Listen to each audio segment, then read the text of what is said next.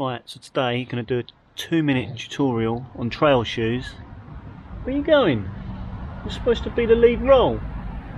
I've got a feeling I'm going to go over that. Thoughts on this, which are probably completely different to everybody else's, but let's go through it and I'll tell you my reasoning for this. So firstly, the best pair of trail shoes you have are probably your road shoes. That's right. So first up, right, this is straight up, no word of a lie. This ropey old beast is a pair of the original Nike Zoom Fly, okay, carbon plate. Look at the nice grippy sole on that. Through the drier summer months, as you can see how dirty it is, I run everywhere in these on the trails. I did Suffolk Backyard Ultra in these, ran 50 miles no problem through quite rooty and rutty trail, lovely trail, but yeah, didn't warrant me having, you know, any real grippy grips. I did take my other ones with me in case, but generally they were the shoe. And you know, they're pretty ropey. I got these were 150 quid when they first came out. I got them for 24 quid eBay posted to me, and they got loads of miles left, loads. So they're my go-to shoe. I like them. And the thing is, where I am, I can go from road to trail, back to road, gravel and stuff, without having to worry about it. The thing I find with trail shoes that when I've had in the past is that they're sometimes big and clumpy, and often I've got to run a bit of road to get to my trail, so it doesn't really work for me. Second pair, this is a pair of Nike Pegasus Turbo. Not carbon plate, I just like the Pegasus, fits me well. As you can see, completely filthy, little bit of grip, perfectly suitable for the trail.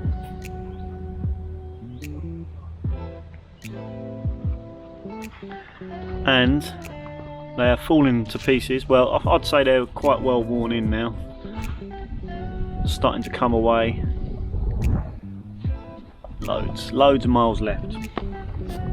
And then lastly, this is the only pair of trail shoes that's got a bit more grip, plenty for what I need, and this is the New Balance. And this is a slightly bigger shoe, slightly wider toe box. As you can see, getting pretty worn on the uppers, but the sole is perfect. I think they were actually 35 quid online. I said they were 50, I think they were 35. I don't even know how long I've had them. I've had them for years. I've done miles and miles in them. So my message to you really is, have a think about whether you definitely need a trail shoe, and if you do, get something that's built to last, or look at some of these cheaper options and just try and keep them for as long as you can. Patch them up. Look at companies like ReRun and stuff like that are trying to prolong the life of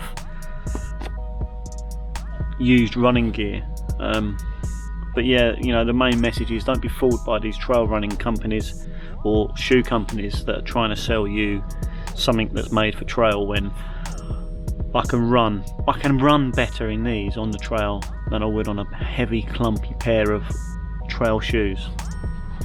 It's all a load of bollocks at the end of the day. So there you have it. It's my little tip for the day.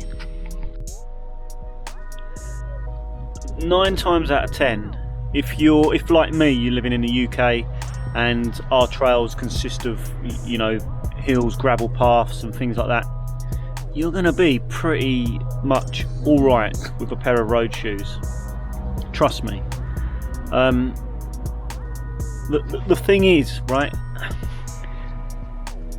the industry, all industries, they love to sell us a bright shiny object, don't they? So trail running has become very popular, and now everybody's like, what trail shorts, what trail shoes, what trail vest, what I mean, it takes the beauty out of running, right? Running is the most easy thing in the world. Just lace up your shoes and go. And we can all get just, you know, so bogged down with what the other person's doing or what kit they've got or this, that and the other. Don't get me wrong, there is a time and a place for innovate, super claw grips and all that stuff. But for the majority of the time, do you need to be spending 130 odd quid, $200 or whatever it is on a pair of trail shoes? No, I don't believe you do. And also, the point of the matter is, right, that it's not environmentally friendly to just keep buying trainers.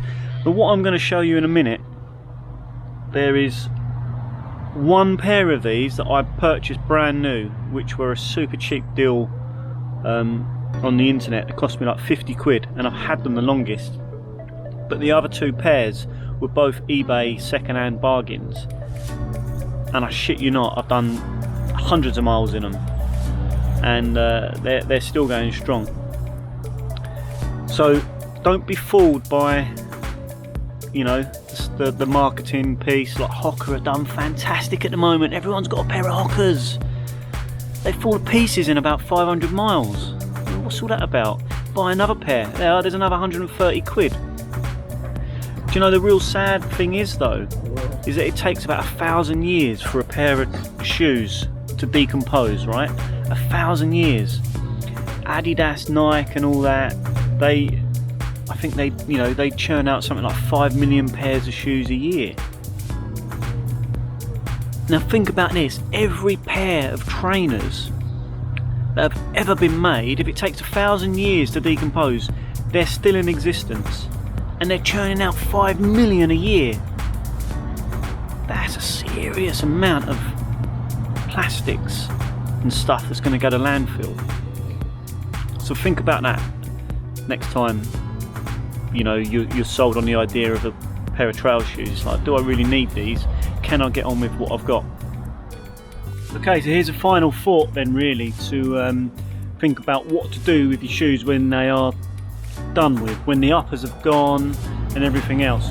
So what I'm going to show you now, this is a pair of proper trail shoes that I had for years. I got from ReRun for 25 quid.